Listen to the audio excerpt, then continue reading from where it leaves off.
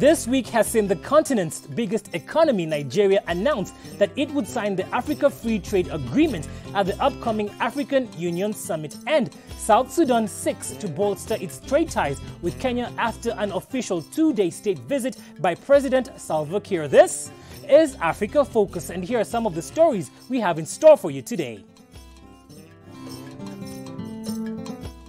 Coal or no coal? The proposed construction of a coal plant in Kenya faces huge opposition. We are in the DRC, where a daily commute in Kinshasa may have the best claim of the world's worst commute. Morocco's sand mafias. Illegal sand mining poses a threat on Moroccan beaches.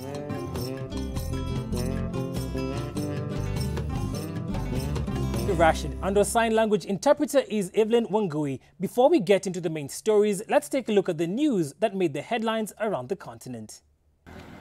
At least 45 people were killed and more than 100 others injured in central Nigeria when a petrol tanker crashed off the road and exploded as people gathered fuel. The truck overturned close to shops as it was traveling through the village of Ahumbe in Benue State on Monday. Police and emergency services crews were working to clear the tanker's charred hull from the road.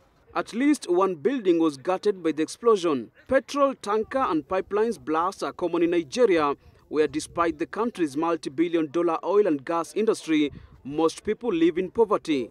In January, at least 8 people were killed in Odukpani in the southeastern state of Cross River when an overturned tanker exploded while people were scooping up its leaking fuel. That incident came after 60 people were killed last October when a spill at an oil pipeline in the country's southeast caught fire. A man reportedly wearing an explosive belt blew himself up in the early hours of July 3, 2019 in the capital, Tunis, after being chased by the police. The Tunisian Interior Ministry said a terrorist on the run for 2 days was killed in the western Tunis neighborhood while security forces were chasing. On 1st July, authorities had issued an arrest warrant for Ayman Smiri. The man refused to surrender to police and blew himself up, officials said. Smiri, according to the Interior Ministry spokesman, Sofin Zag, was about to carry out a terror attack against security forces. Zag said nobody else was injured in the explosion, denying reports that Smiri was with a woman and that he was dressed in women's clothes. According to local media, the 23-year-old was wanted in connection with 2 suicide attacks carried out on June 27th in the capital. An airstrike hit a detention center for mainly African migrants in a suburb of the Libyan capital Tripoli late on Thursday, killing at least 44 people and wounding more than 130. It was the highest publicly reported toll from an airstrike or shelling since Eastern forces under Khalifa Haftar launched a ground and aerial offensive 3 months ago to take Tripoli, the base of Libya's internationally recognized government. Libya is one of the main departure points for African migrants fleeing poverty and war to try to reach Italy by boat, but many are picked up and brought back by the Libyan Coast Guard, supported by the European Union. Thousands are held in government-run detention centers in what human rights groups and the United Nations say are often inhuman conditions. Photos published on Tuesday showed African migrants undergoing surgery in a hospital after the airstrike. Others lay on beds, some covered in dust or with bandaged limbs. African Union and Ethiopian mediators on Tuesday invited Sudan's ruling generals and protest leaders to resume talks as they seek a breakthrough on creating a new governing body for the country. The call to attend talks planned for Wednesday comes as tension remains high between the two sides after a deadly crackdown on June 3rd on a protest camp that killed dozens and wounded hundreds in Khartoum. It was still unclear whether the two groups had agreed to talk. Negotiations between the generals and protest leaders collapsed in May over the makeup of the governing body and who should lead it a civilian or a soldier. The mediators have come up with a compromise to resolve the crisis that had rocked Sudan for months following the military ouster of longtime leader Omar al-Bashir in April on the back of widespread protests against his rule. The blueprint drafted by the mediators calls for a civilian majority governing body. On Monday, protest leaders announced plans for a new mass protest across the country on July 13th, to be followed a day later by a nationwide civil disobedience campaign. 24 teams made it to this year's Africa Cup of Nations in Egypt, but after 12 days of pulsating football action, 8 crashed out of the competition, leaving 16 others to continue with the dream of becoming African champions. Hosts Egypt made it to the round of 16 after winning all their group matches. They are set to do battle against South Africa, the 1996 champions. Uganda, the only East African representative left in the tournament, are set to play against Sadio Mane's Senegal. Morocco are set to play the first round of 16 match against underdogs Benin. 3 times champion Nigeria will duel against defending champions Cameroon, while debutants Madagascar will pit their wits against DRC. In the other matches, Algeria will play against Guinea, Mali takes on Ivory Coast, while Ghana play Tunisia. Kenya's electricity supply is predominantly sourced from hydro and fossil fuel sources. The government of Kenya has proposed building the Lamu Coal Power Station, a coal-fired thermal power facility that will have the potential of generating 1,050 megawatts of power into the country's national grid. However, the project continues to face huge opposition from residents who claim the venture is a threat to both marine life and the community at large. In the Lamu archipelago, fishermen ply the channels between lush mangrove forests, while life in an ancient Swahili town idles at the pace of the donkeys and boats, which are the main means of transport. Life has changed little over the centuries in this part of Kenya's north coast. However, residents fear their pristine environment will soon be blighted by a coal-fired power station spewing noxious gases. Ahead of the National Environment Tribunal ruling set for Monday with regards to the erection of a coal power plant in Lamu County, it is setting up to continue to elicit reaction. According to the government spokesman Cyrus Oguna, the power station will be effective and will meet Kenya's Vision 2030 power demands, providing job opportunities for Kenyans not only in Lamu but the whole country. The most viable option. Upon completion, the project will not only spur industrialization in Lamu and beyond, but will also provide employment opportunities for Kenyans. The government is planning to build a 981 megawatt coal plant in Kwasasi, about 20 kilometers from Lamu town, a UNESCO World Heritage Site that is the oldest Swahili settlement in Africa. However, construction has been stalled for years, with the public here noting that the project will contribute to health problems such as cancer, among other diseases. The disaster is going to come from that coal plant, is going to reach up to Nairobi. So just imagine about the Lamu people, you know. So many people will believe they're going to have problem with their health, like cancer disease.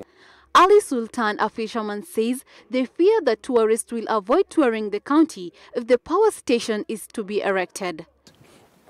This dredging going on, as they're doing the dredging for the port and the coal plant, they're planning to do. Tourists, most of them, they don't like they won't come Lamu as they used to come. Khadija Shekue Famau, a member of the Save Lamu group, says the coal plant is a new thing to them and it will have a lot of side effects to both the community and the environment. Coal plant is very new to us. It's something not even new to Lamu communities, even to Kenyans themselves. So at the beginning, we didn't know that coal power plant is bad, but after doing a lot of research, we have realized that coal is not good, and community themselves, because we have tried to educate them. The activists are to this end calling for the environmental impact assessment on the coal plant to be conducted. Cities across the globe have transport issues. Just ask people stuck in never-ending traffic jams or overcrowded trains for their opinion. But daily travel in Kinshasa, capital of the DRC Congo, may well lay claim of being the world's worst commute. Early morning in this part of eastern Kinshasa means one thing: another hectic rush hour. The bus carries all sorts of people, from businessmen heading for the city centre to students running late for their morning lectures. But like with many commutes, not everyone is happy. We are stuck together like sardines in a can. There should be more respect for everybody's personal space. We have to stand up, so we're tired when we arrive. It stops us from studying properly. They should provide more buses. An alternative solution for getting around this vast city is taxis and shared taxis, a distinctive shade of yellow that fills up the crowded streets. They must carry a registration number in plain sight, a measure imposed to crack down on would-be kidnappers. But even these taxis, which seem so numerous, have an issue with insufficient supply. It's tricky at this time of day because people are leaving work, but hopefully I'll find a taxi. With these travel issues facing the residents of Kinshasa, a handful of Uber-style startups are hoping to move in and fill a gap in the market. The most well-developed of these companies is managed by young entrepreneur Patricia. Her startup, Ubizcabs, has a large fleet of vehicles across the city. One snag is the cost, usually somewhere between $10 and $40. It's out of reach for the majority of the local population. The goal at the moment is to reach all social classes. We started with the middle classes, but we'd like to offer the same service but with different models of vehicle, to be able to cater to the needs of all the people. Kinshasa is the third biggest city in Africa, with a population of some 10 million. And like many African metropolises, it's only forecast to get bigger in the coming years. And that means that the public transport situation will have to develop and continue to evolve. Coming up after the break. An Orthodox pop star. We are in Nigeria, where a 26-year-old artist is challenging perception and hopes to conquer the international scene. We'll be right back. Don't touch that dial. Keep it switched.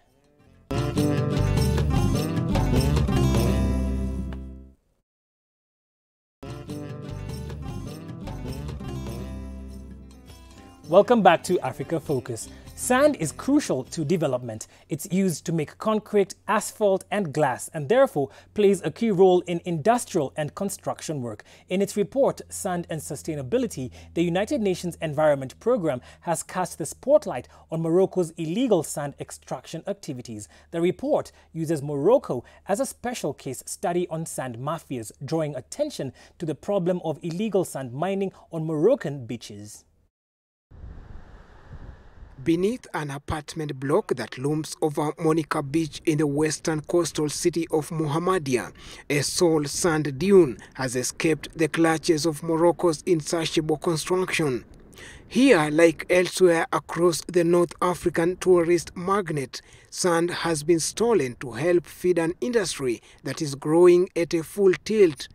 According to the report released last month by the United Environment Programme UNEP on the global overexploitation of this resource, sand mafias are accused of destroying Morocco's beaches and over-urbanizing its coastline. The mafia is stealing the natural heritage of the entire country. It has cost the country years of development, as all the sand on the beaches is stolen day and night with the help of some politicians.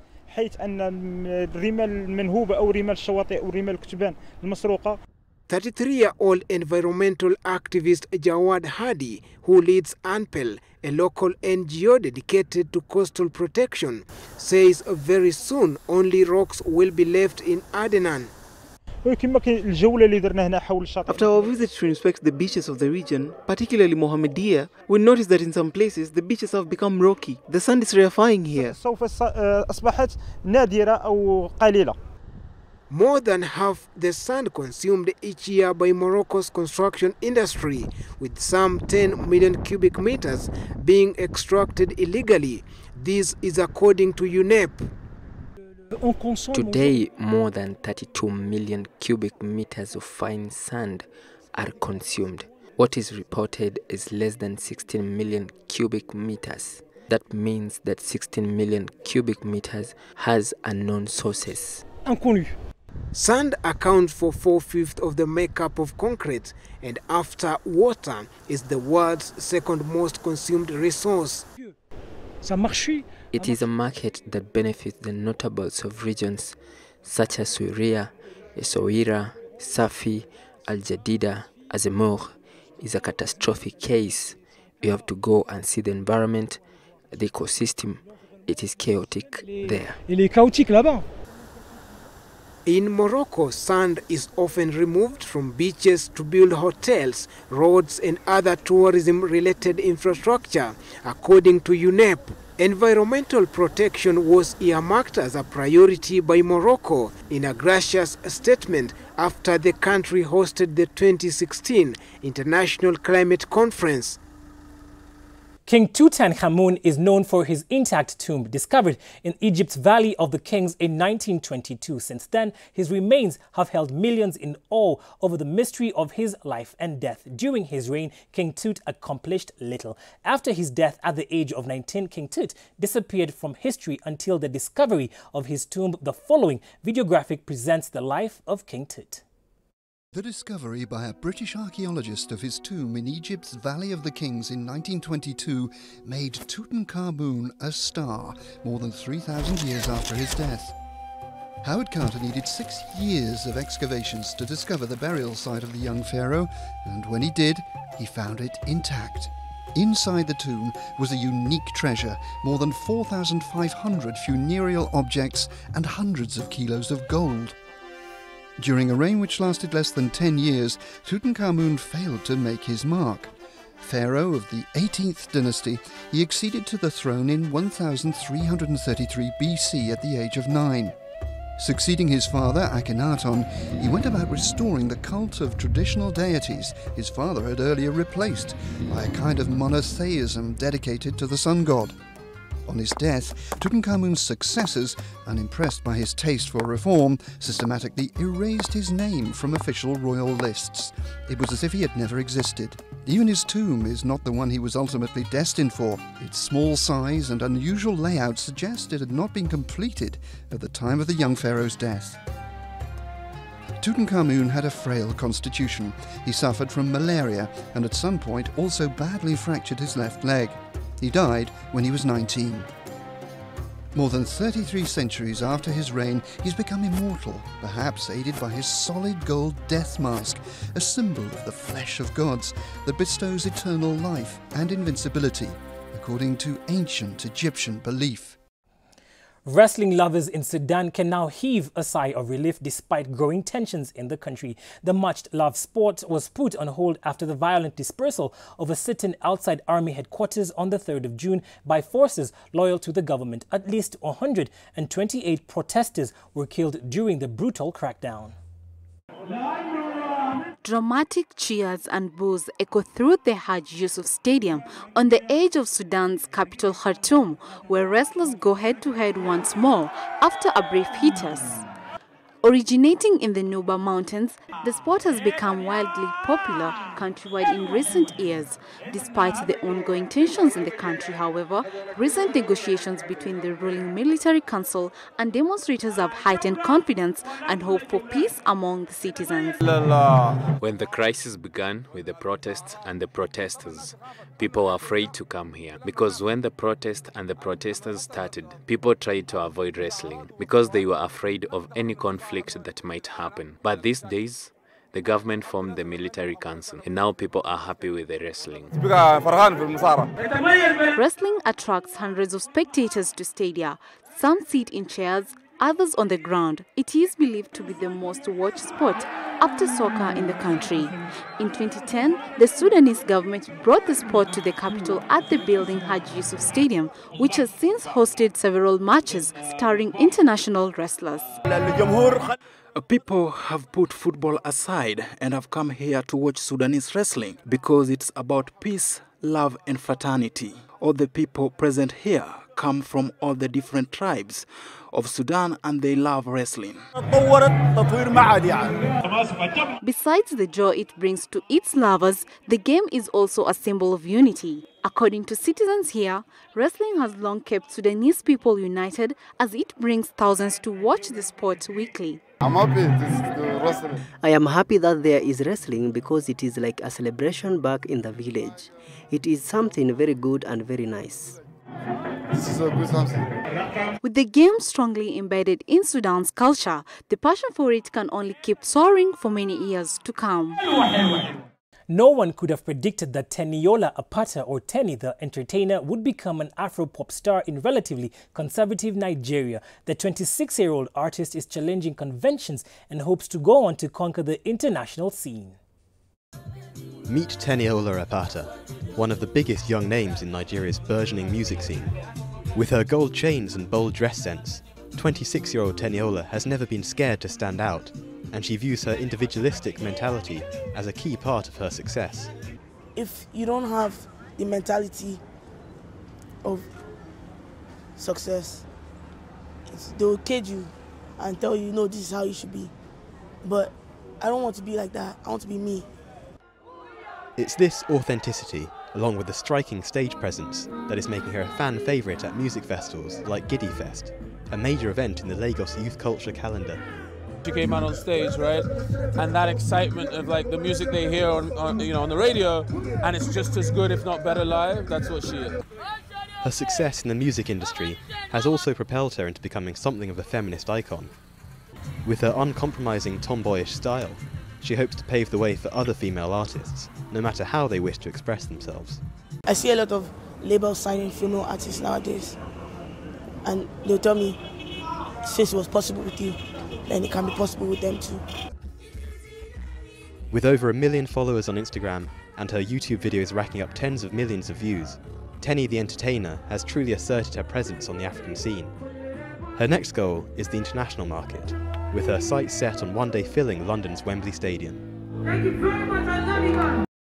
On Africa Focus, we love hearing from you, so make sure you get interactive with us on our various social media pages. Remember, you can view this program along with our wide array of other programs on DSTV channel 268, on Azam TV channel 138, and on Zuku channel 53. On behalf of the entire team here on Africa Focus, thank you for keeping us company on this exciting journey. Do enjoy the rest of your viewing. Keep it sweet.